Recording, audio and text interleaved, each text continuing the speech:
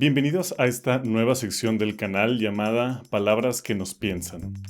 Aquí quiero que podamos discutir temas más especializados y hablar con mayor libertad de controversias teóricas, conceptos nuevos o hacer críticas bien fundadas sobre temas que están incidiendo directamente sobre cómo pensamos que pensamos y cómo pensamos a la lengua. Y que esto sea tan valioso para personas que llevan tiempo investigando o interesados en la materia, como para quienes se están acercando a estos temas por primera vez. Aquí conjunto antropología, lingüística y ciencias cognitivas, principalmente para responder a la pregunta ¿qué es la lengua y qué es el pensamiento? Ya sé, poca cosa. Pero bueno, nuestro granito de arena pondremos en esa respuesta que construimos colectivamente. A veces presentaré una mirada general y a veces me voy a echar un clavado directo en la discusión, in media res, como se dice en latín. Así que, adelante. Mi nombre es Luis de la Mari y soy lingüista. Esta primera entrega de la sección Palabras que nos piensan, que es acerca de las metáforas conceptuales, la había pensado como un solo video de 30 minutos.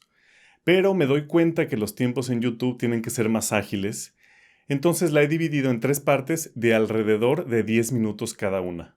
En esta primera parte vamos a hablar acerca de qué es metáfora en términos generales, por qué me importa a mí, interesado en este tema del lenguaje o no, interesado más en la psicología o en la antropología o en la cultura, ¿por qué me importa? Y también vamos a ver cómo el lenguaje figurativo es ese gran tema del que estamos extrayendo la metáfora. Veremos también cómo no podemos hablar sin lenguaje figurado. Casi todo lo que decimos tiene más de un sentido. ¿Por qué? ¿Por qué no somos literales? Quédense conmigo y exploremos esta incógnita. ¿Qué es una metáfora conceptual? ¿Qué es una metáfora? Puede parecer la primera pregunta pertinente, pero, como siempre digo, realmente por el medio en el que lo estoy comunicando, pues la primera pregunta es ¿por qué me importa? Mucha gente puede ver este video o querer verlo porque alguna información le puede parecer interesante, porque siente que se van a tocar puntos en los que está trabajando o de los que quiere saber un poco más. Y la pregunta central es ¿y a mí qué?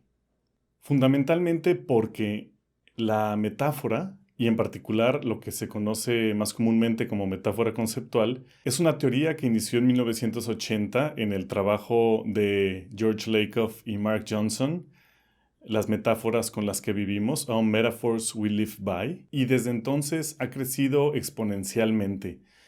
Se han hecho trabajos tanto en lingüística, como en psicología, como en filosofía. Ha alcanzado durante los últimos 40 años realmente el estatus de una nueva revolución de cómo vemos al lenguaje y cómo vemos a la cognición, que es la manera en la que pensamos, es decir, cómo pensamos o qué creemos que está sucediendo dentro del cerebro o fuera de él, porque no todas las teorías de la cognición dejan el pensamiento exclusivamente dentro de esta cajita.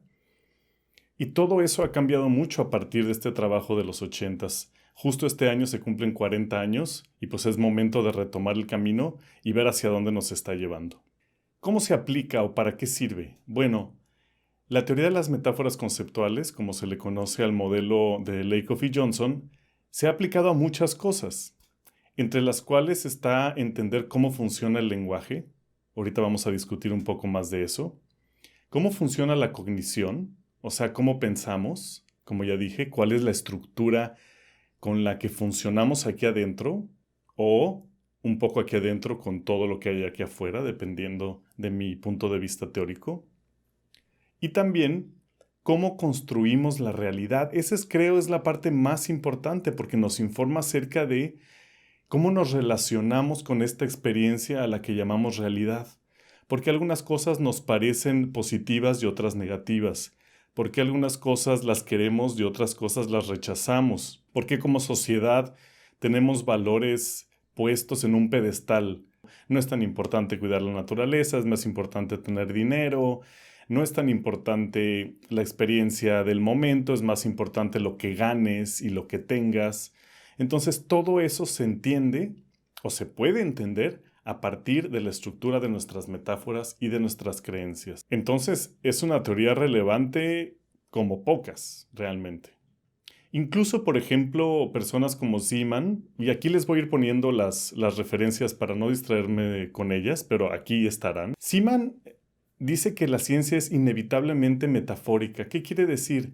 Que la ciencia, a final de cuentas, es otro lenguaje para hablar sobre la realidad, sobre lo que entendemos de ella, sobre los procesos y sobre cómo podemos modificar, manipular o cambiar las circunstancias de nuestra realidad. Por ejemplo, los economistas están dedicados a entender cómo podemos distribuir mejor la riqueza, generar riqueza en términos sustentables, cuál es la mejor manera de relacionarnos comercialmente.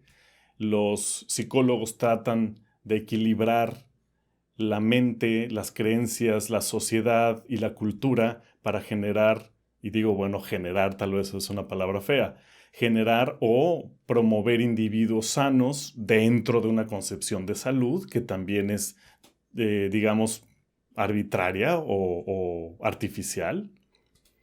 Y entonces todo eso está construido sobre metáforas.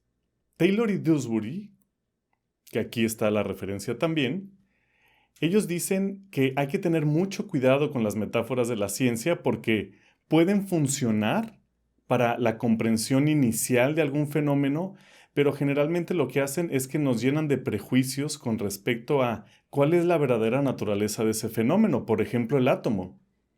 El átomo, como esta esferita indivisible, mucho tiempo fue nada más eso, una metáfora. Y es probable que lo siga siendo. ¿Por qué? Porque nadie ha visto un átomo como tal. Entonces, cualquier modelamiento del átomo no es más que eso, una metáfora. La gravedad, como una de las fuerzas fundamentales del universo, es una metáfora, no se le puede ver. Puedo ver que las cosas caen, puedo ver que las cosas se sienten atraídas hacia un centro, pero no puedo ver a la fuerza como tal. Entonces, caracterizarla de cualquier forma es una metáfora. Y no pasa nada mientras no se me olvide que es una metáfora. Habría que preguntarnos qué consecuencias tiene, por ejemplo, ver al ADN como una cadena, o llamarle un código a la genética. ¿Eso no nos alimenta la fantasía de que podemos modificarlo y reescribirlo? Entonces, fundamentalmente una metáfora, ya hablando en términos de su definición tradicional, es decir algo en términos de otra cosa. Y normalmente la relación entre estos dos elementos tiene que ver con uno siendo más concreto, aunque eso es muy relativo y la definición se ha disparado hacia muchas otras cosas, pero como va a ser así, uno es más concreto y el otro es más abstracto. Entonces, por ejemplo, tengo la metáfora, este cuarto es un horno. Claramente no me refiero literalmente a que este cuarto sea un horno. Sé que es un cuarto, no un horno. Entonces, ¿qué estoy queriendo decir? Estoy queriendo decir que este cuarto es muy caluroso, que hace mucho calor y se siente encerrado este cuarto. Hasta puedo decir, siguiendo con el juego metafórico, estoy asándome aquí, ¿no? Pero ¿por qué lo decimos así y no digo nada más, el cuarto es caluroso, o hace calor aquí, o tengo calor? ¿Por qué utilizar esas figuras de manera tan cotidiana y tan recurrente y tan placentera a veces y no ser literales todo el tiempo? ¿Cuál es el afán de hablar así? Hay que entender también que la metáfora originalmente era una figura dentro de todo este mundo de maneras de hablar que no son literales, que se conoce como lenguaje figurado o figurativo. ¿Qué es lenguaje figurativo? Bueno, son todas las veces y todas las expresiones en las que no estoy siendo literal, que abundan, casi son la regla general en lugar de la excepción en el lenguaje. Gente que ha contado en algunos corpus qué porcentaje, digamos, de expresiones figurativas hay con respecto a expresiones literales. Dicen, pues mira, casi todo lo que se dijo, al menos en este ejemplo, y a veces estamos hablando de ejemplos de horas y horas de grabación, pues casi todo lo que se dijo tenía en algún grado algo de figurativo. Entonces puedo decir, por ejemplo, pareces elefante. Y eso es lenguaje figurado. Y aparte, el lenguaje figurado hay que entender que está lleno de convención, Porque cuando digo pareces elefante no me refiero a que tengas trompa, ni me refiero a que tengas la piel muy gruesa y seca. Bueno, me puedo referir también a eso, pero digamos que en este caso, a lo que me refiero es que estás gordo. Tienes sobrepeso, estás gordo. ¿Y por qué? ¿Cómo le hago como hablante para elegir de todo el elefante nada más esa característica?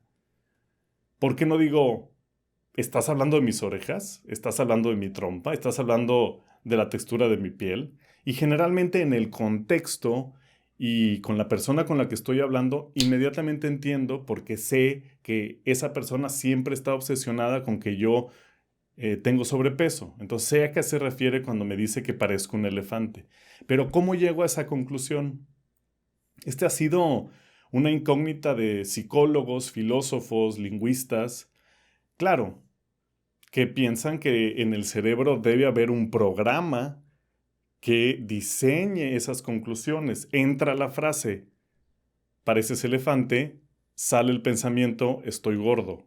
¿Cuál es ese proceso?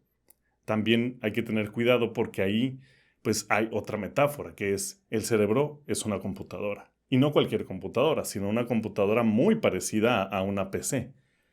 Ahora hay propuestas un poquito más avanzadas o, por decirlo de alguna manera, un poco más alejadas o dispuestas a apostarle a algo más que la metáfora computacional. Entonces, metáfora es fundamentalmente eso. A en términos de B. Dentro del mundo del lenguaje figurado, la metáfora se distingue del símil, por ejemplo. El símil es una comparación literal, es una comparación explícita. Entonces, una manera de oponer estos dos tipos de figuras de la lengua, figuras retóricas, es decir, por un lado, Juan es como un gorila, que literalmente está comparando a Juan con un gorila, y decir por el otro lado, Juan es un mafioso. No estoy diciendo Juan es como un mafioso, estoy diciendo Juan es un mafioso.